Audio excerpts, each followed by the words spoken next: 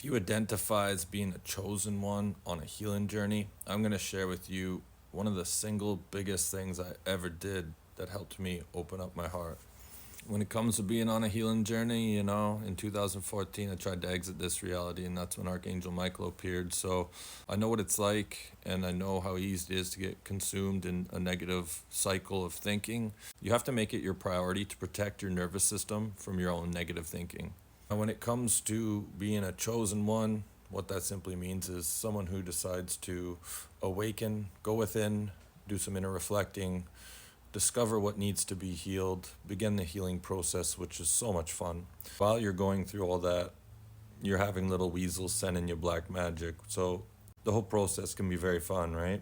One of the problems that I was having was I was continuously running, on repeat things about certain situations in my life, especially with this woman who sent me death spells that had one of her own children exit this reality, and then she flew to another country to off goats and work with other practitioners that ended up losing their life and swindled tens of thousands of dollars from my book royalties, slandered my name, all this kind of stuff. I don't know what the penalty for embezzling more than $50,000 is, but I'm sure it's not pretty harsh. Run all these different things through my head about the situation and what she's going to be facing in the afterlife. And same with a woman who put arsenic in my drink, right after introducing her to my son. And before that, she was sending me black magic that had her, pit bull die of cancer after it was returned. I would just think about all these things, or the people that I trusted, that I worked with, that came into my house and stole my Wi-Fi and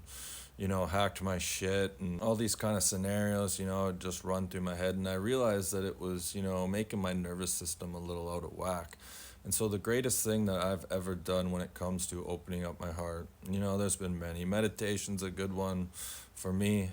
I had to go to the plant medicine for ayahuasca ceremonies and handfuls of others. I had to dive into that. I'm totally out of that now, but it really helped me to open up my heart at the time.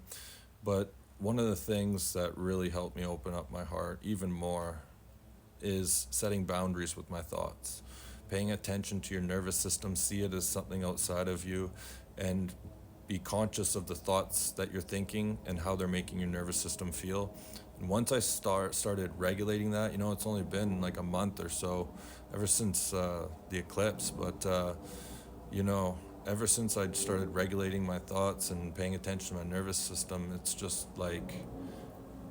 just been a different reality in the last month or so. It's quite amazing. So if you find yourself, on a healing journey, you've been through the ish, don't, you can't keep reliving all the things you've been through.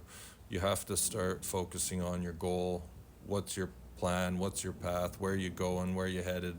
And focus on that and remove the past from your present. Hope this helps. Over 61,000 followers on TikTok. Greatly appreciated. Would love to see you guys over at YT, Ash Zamborski, at Saved by an Angel. Hit that like and subscribe. We'll see you in the next one.